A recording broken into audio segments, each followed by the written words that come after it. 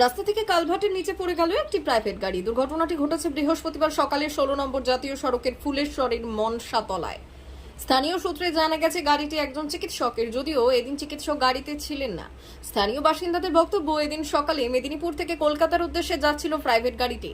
সকাল 11টা নাগাদ ফুলেশ্বরের মনসাতলার কাছে প্রাইভেট গাড়িটি নিয়ন্ত্রণ হারিয়ে কালভার্টের নিচে পড়ে যায়।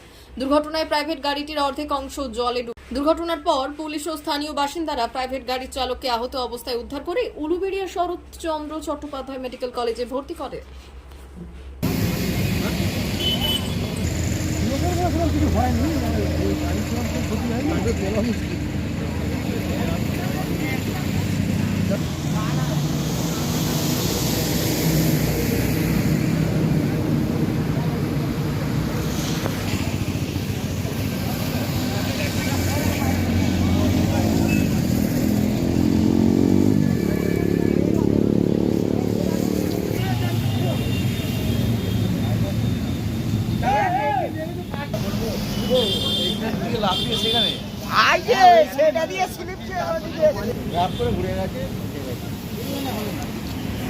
আর গাড়িটাও জাম্পিং খেয়েছে।